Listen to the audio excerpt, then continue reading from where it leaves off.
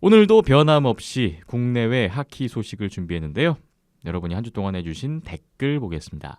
팟빵에 5월 28일에 아스피린 03님이 질문을 주셨군요. 기술적인 질문을 드리려고 합니다.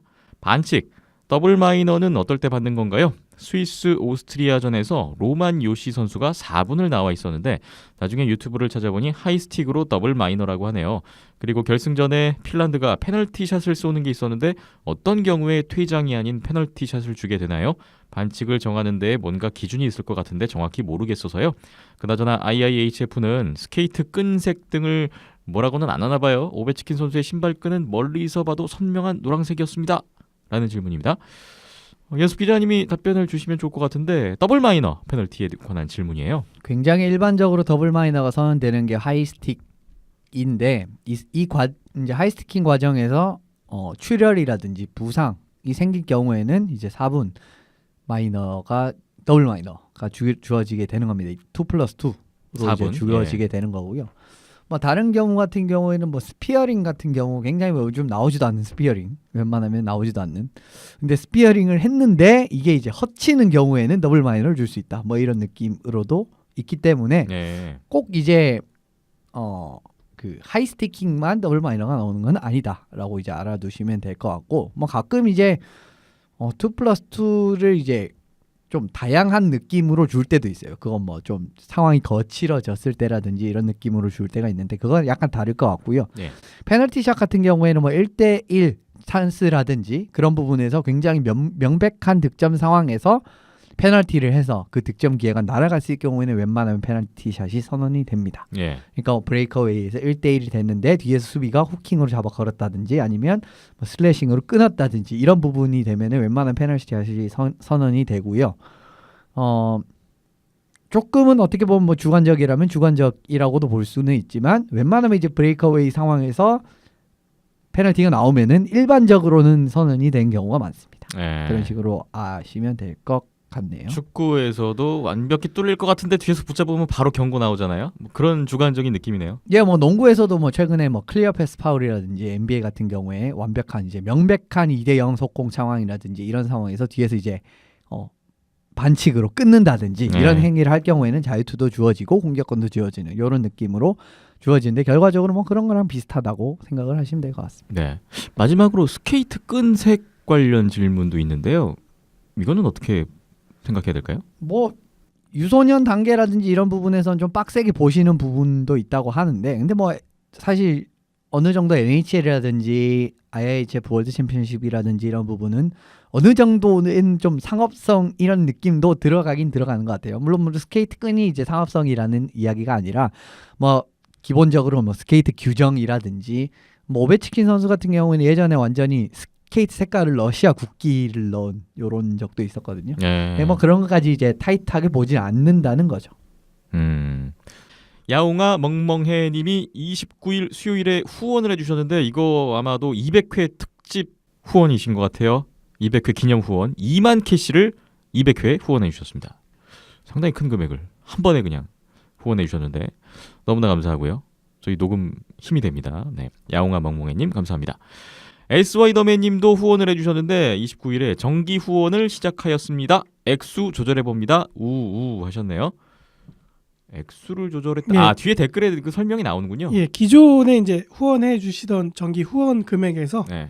조금 이제 우우라는 거는 좀 내리셨다는 네, 얘기인데. 그런 건데 아이 뭐 예, 이런 걸로 우우까지 뭐 네. 해주시는 것만으로 저희 항상 감사드리니까요. 뒤에 그 댓글에 설명 주셨네요. 네. 200회 축하드리며 앞으로도 건승 기대합니다. 저도 힘 닿는 대로 이 방송이 유지되는 데 힘을 보태려고 합니다. 의무감이라기보단 순수하게 스포츠 좋아하기 때문이라고 봐주십시오. 주머니 사정이 괜찮아지면 후원금 올리겠습니다. 우우 하셨어요. 충분히 의무감 느끼시고 그러시는 것 같아요.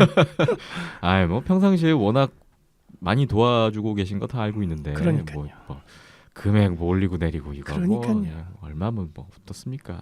감사할 따름이죠. 그렇죠. 주머니 사정이 좋아지셨으면 좋겠네요. SY더맨님 댓글이 또 있는데요. 핀란드는 20세 이하 청소년 대회에 이어서 성인 레벨도 우승했네요. 물론 톱 디비전 대회가 NHL 플레이오프 기간과 겹쳐서 반쪽짜리 대회에 느낌이 없잖아 있습니다만 의미 있는 성과인 건 분명해 보입니다. 내년 NHL이 주관하는 아이스하키 월드컵에서도 핀란드 행보가 더 주목됩니다. 우리에게도 시사하는 바가 크다 봐요. 갈수록 청소년 대표팀 성적이 시원찮은 데다가 고교리그도 불과 몇 년 전엔 8팀이었다가 6팀으로 축소돼서 걱정이 많이 드는 게 사실입니다. 내년 U20 대회 강릉에서 열리는 만큼 더 이상 물러설 곳이 없으니 잘 준비했으면 하는 마음입니다. 하셨어요. 월드 챔피언십 핀란드 우승을 모시고 우리나라의 하키와 또 연관지어서 걱정과 기대를 하고 계시군요. U20 대회 기대가 크고요. 마지막으로 스와이더맨님이 하나 또 소식 겸해서 주셨네요. 김기성 상욱 형제의 KHL 도전은 아쉽게도 좌절된 것으로 들었습니다. 쿤룬 레드스타스가 다른 선수와 계약했다는 소식을 트위터에서 접했어요. KHL이 여의치 않으면 체코 리그에도 도전한다던데 잘 되길 기대해봅니다. 두 선수 다 나이가 적지는 않지만 더 이상 아시아 리그에서 이룰 것이 없기도 해서 꼭 해외 진출의 꿈을 이뤘으면 합니다. 라고 하셨네요. 김기성, 김상욱 선수가 쿤룬 레드스타스 트라이아웃 참가했었잖아요. 근데 아쉽게도 좌절된 모양이군요. 그런가 보네요. 네. 예, 그 쿤룬 레드스타즈 홈페이지에 이제 이 두 형제의 도전의 모습을 담은 기사가 홈페이지 메인에 뜨기도 했었는데, 네. 예, 그래서 캠프 잘 마쳤고 성실하게 잘 임했고 실력도 좋았다라는 후문을 남겼으나, 예, 뭐 이렇게 SY더맨님 통해서 소식은 예, 계약까지는 힘들었던 걸로 나왔나 보네요. 아시아리그 출신, 아시아리그 산 KHL 리거 탄생은 좀 더 다음 기회를 노려봐야 될 거. 말씀 주신 대로 KHL 안 되면 체코 리그에 도전한다는 얘기가 있었으니까 공감이 됩니다. 부디 체코 리그 해외 진출 꿈을 이뤘으면 좋겠네요. 또 다른 소식을 기다려 보겠습니다. 네이버의 바이킹님이 6월 5일에 댓글을 주셨습니다. 비더넷 200회 방송 잘 들었습니다. 세 분의 하키에 대한 열정과 의지를 알게 해주신 것 같습니다. 그래서 왜 하필 하키인가 하는 질문을 늦었지만 드려봅니다. 저는 10대 초반에 연고전 경기 보고 빠진 것 같습니다만 북미에서 살다 보니 자연스럽게 또 접하게 되었네요. 특히 캐나다에서는 매일 몇 경기씩 방송을 해준다고 합니다. 근데 요즘은 아주 분위기가 다릅니다. 스탠리컵 얘긴 별로 없고 농구 얘기로 여기저기서 난리가 아닙니다. 회사나 학교에선 유니폼 날이라 해서 경기 당일에 입고 오는 것이 나름 공식화했고 스코시아 경기장엔 수천 명 팬들이 모입니다. 시장도 응원장에 방문하기도 하고 다른 주나 도시도 아마 그럴 것 같은데 캐나다 전체가 농구로 열광입니다. 저도 어제야 처음 스탠리컵 결승 4차전 경기를 챙겨봤습니다. 블루스가 언더독이기도 해서 이번에도 지면 어떠하나 하면서 봤는데 어제는 공격적으로 부딪히더니 결국 동률을 만들었네요. 베닝턴의 선방을 계속 기대해봅니다. 립스는 자이세프와 말리우와 결별하기로 수순을 밟아 나가는 것 같습니다. 마너 계약 주려면 아무래도 조정이 필요하겠죠? 닐랜더도 월드 챔피언십처럼 오는 시즌엔 킬러 본능 보여주며 삼총사 좋은 활약 해주길 바라봅니다. 고맙습니다. 라는 댓글을 주셨네요. 토론토에 거주하고 계시는 바이킹님인데 미국도 아니고 캐나다가 NHL보다 NBA가 더 붐인가 봐요. 결승 갔는데 붐이어야죠. 네, 뭐 결승에서 그렇긴 그렇군요. 올 시즌 같은 경우에는 그죠, 더더욱 결승에 진출을 했고 골든스테이트 상대로 첫 경기를 잡았다. 뭐 네. 이런 거 따지 않았으니까 사실 농구 이야기가 나올 수밖에 없는 상황인 것 같아요. 그리고 지금 뭐 캐나다 팀 최근에 많이 뭐 스탠리컵 올라가지도 못하고 올해 같은 경우에는 굉장히 조기에 그냥 아주 올해는 좀 괜찮은 캐나다 팀도 많았는데 줄줄이 그냥 아주 1라운드에 우수수수 다 떨어지고 말아가지고 사실 뭐 지금 농구에 신경 쓸 수밖에 없는 상황인 것 같습니다. 근데 뭐 사실 2차전을 봤을 때는 잘 모르겠어요. 그래요. 토론토 현지 분위기가 어떤지를 느끼게 해주는 그런 댓글이었고 스탠리컵 결승 4차전 보셨다고 했는데 오늘 잠시 후에 스탠리컵 파이널 리뷰를 또 자세하게 준비했습니다. 토론토 메이플립스 얘기로 마지막을 또 장식해 주셨네요. 마너 계약 얘기 나오고 삼총사라는 표현을 써주셨는데 연습해지면 어떻게 보세요? 올해 아까운 게 사실 이거예요. 결과적으로는 이제 이 마너 선수가 얼마 전에 올해 같은 경우 중간 뭐 닐란데르 선수 같이 중간에 계약을 하긴 했는데 이 선수들이 결과적으로 내년부터 굉장히 큰 캡을 차지한다고 한다면은 전력이 올해 같이 사실은 좀 안정적이다라고 볼 수는 없는 상황이 되기 때문에 지금도 뭐 자이체프 선수라든지 말로 선수가 나가게 된다면은 어느 정도는 좀 팀에 부담이 올 수밖에 없는 상황이거든요. 그리고 사실 뭐 자이체프 선수는 본인이 나가고 싶다 뭐 이런 이야기를 한 게 더 큰 원인이긴 한데 어쨌든 뭐 두 선수가 나가게 되면 어쨌든 지금 전력에 어느 정도 누수가 있는 상황이 되게 되기 때문에 예, 뭐 립스 입장에서는 참 올해가 안타깝네요. 사실 올해 보스턴을 넘었으면은 지금 립스가 결승전에 올라갔을지도 모르는 상황이기 때문에 좀 더더욱 안타까운 모습인 것 같고요. 그래도 뭐 젊은 선수들이 더 잘해줘야 될 것 같고 지금 사실 근데 립스는 좀 수비를 강화를 해야 될 타이밍인 것 같긴 한데 지금 지금 공격에 좀 돈을 최근에 너무 많이 쓰고 있단 말이에요. 이런 부분도 예, 좀 더 불안해지는 요인이지 않나 싶습니다. 네. 바이킹님 댓글 중에 늦었지만 질문을 주셨잖아요.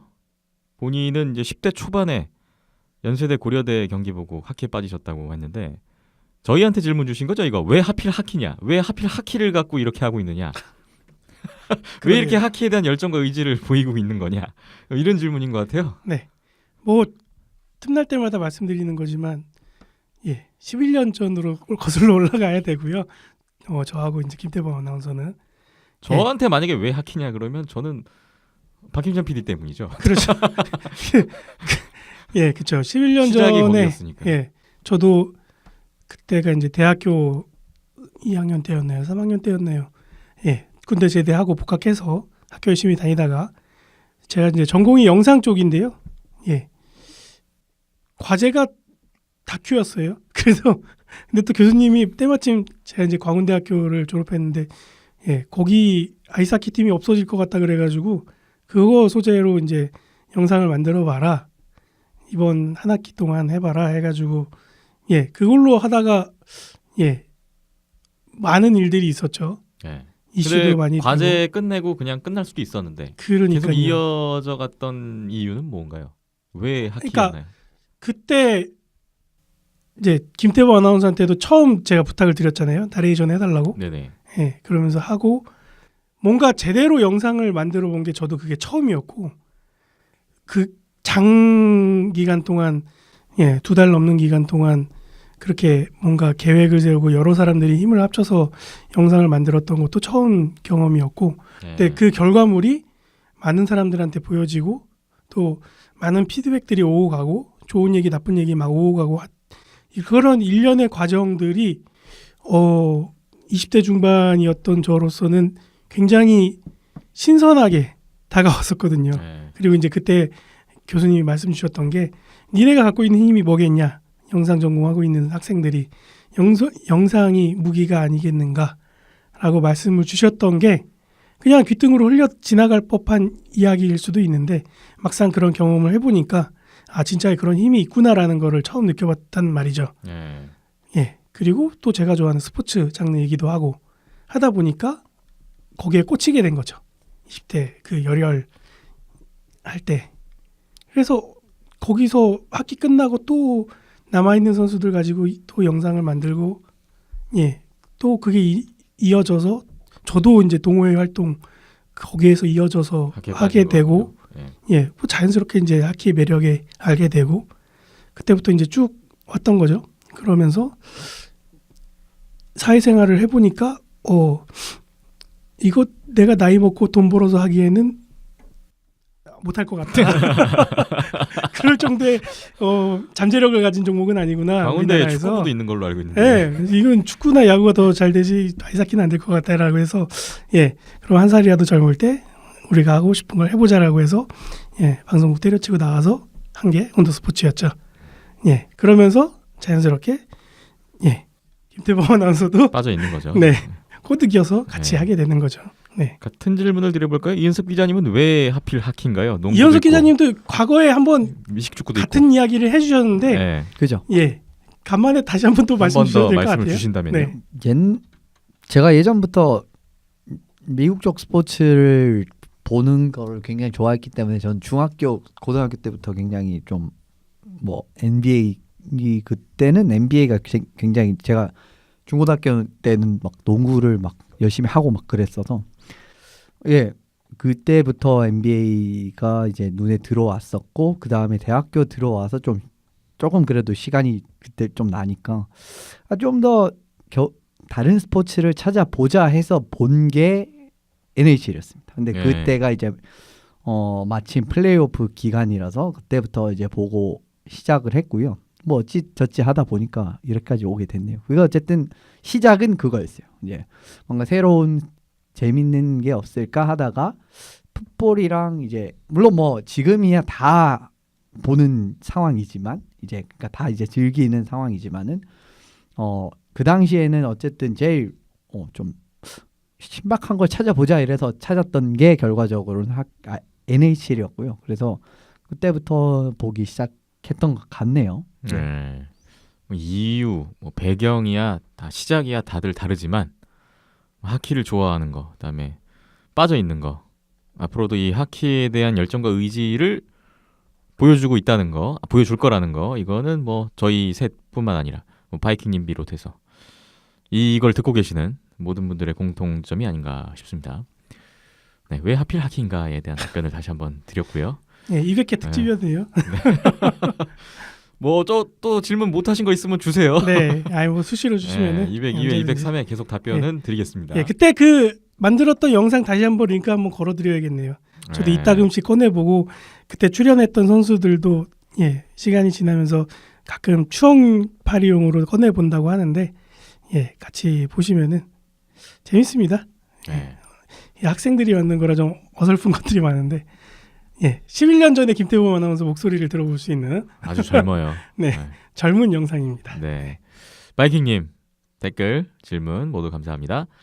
페이스북에 남은킴님 마지막 댓글입니다. 6월 4일 화요일에 댓글 주셨어요. 200회 축하드립니다. 생각해보면 비하인더넷 덕분에 팟캐스트 생활과 하키를 더 풍성히 누릴 수 있었던 것 같습니다. 때로는 지치고 외롭지만 여기 덕스팬과 샥스팬이 나타날 때까지 계속 어그로를 끌어보려 합니다. 모두 화이팅 하세요. 예. 역시 페이스북에서 나홀로 변함없이 활약해주고 계시는 남은킴님 축하 메시지 감사드리고요. 질문 및 의견이라고 덧붙여 주셨네요. 한국이 최근 2, 3년 보여주고 있는 정도면 아시아팀이 아니라고 해도 이미 상당한 성과 아닐까요? 개인적으로는 저는 우리 국대팀의 현재 모습에 대단히 만족합니다. 물론 저변과 연령별 팀의 모습을 생각하면 암담하지만 이 성과를 유지하면서 부족한 걸 차츰 채워나가는 것이 진짜 숙제가 아닐까 싶네요. 하셨어요. 우리나라 국가대표팀에 대한 의견이신데 만족한다. 이 정도 상당한 성과다. 라는 말씀이십니다. 충분히 만족하고 즐길만 하죠. 예, 5, 6년 전부터 예, 놀라운 엄청난- 거죠. 이 정도 엄청난 환경과 투자를- 저변에 탑 디비전까지 갔다가 와오고 예, 엄청난 투자를 놀라운 하고 결과물이죠. 탑디비전 올라갔다 오고 올림픽도 나가보고 아시아리그 막 밥 먹도 우승도 해보고 예 그런 상황 속에서 예 아이스하키를 즐길 수 있다라는 거는 일본도 아니고 중국도 아니고 우리나라에서 정말 크나큰 복이죠. 최근 2, 3년 동안은 예. 예 충분히 즐기고 하셔도 되고 예 그렇게 하는 게 맞는 것 같고요. 마지막 두 줄이 정답인 것 같은데요. 암담한 건 미래가 있습니다만, 암담한데 이걸 어떻게 예. 채워 나가야 되냐. 근데 그 전에는 그 전에 암담한 거 더 컸거든요. 근데 이제 하나씩 지금의 성과를 밑거름 삼아서 네 만들어 가야 되는 단계인 것 같아요. 지난해에도 말씀드렸었지만 예 이제 걸음마를 막 시작한 우리나라라고 생각을 하고 있거든요. 듣고 보니 그러네요. 예나 지금이나 앞으로가 암담한 건 마찬가지네요. 네. 예전에도 암담했었는데 이런 결과물이 나왔고. 예, 그 전에는 근데 뭐 걸음마라도 떼겠냐라고 생각을 했더라면은 지금 이제 걸음마 뗐으니까 우리 이제 아기들 첫 걸음마 떼면 부모님들 굉장히 좋아하시잖아요. 예, 그 단계라고 보시면 좋지 않을까. 예, 그래서 이 아이가 커서 밖에서 뛰어댕길 정도로 더 성장을 하는 그런 과정을 또 지켜보고 같이 만들어가는 것도 또 아이스하키를 즐기는 방법이 되지 않을까 싶습니다. 네, 말씀 주신 대로 우리나라 아이스하키가 진짜 숙제를 잘 풀기를 기원해 보겠습니다. 참여해주신 분들 모두 감사 말씀드리겠습니다.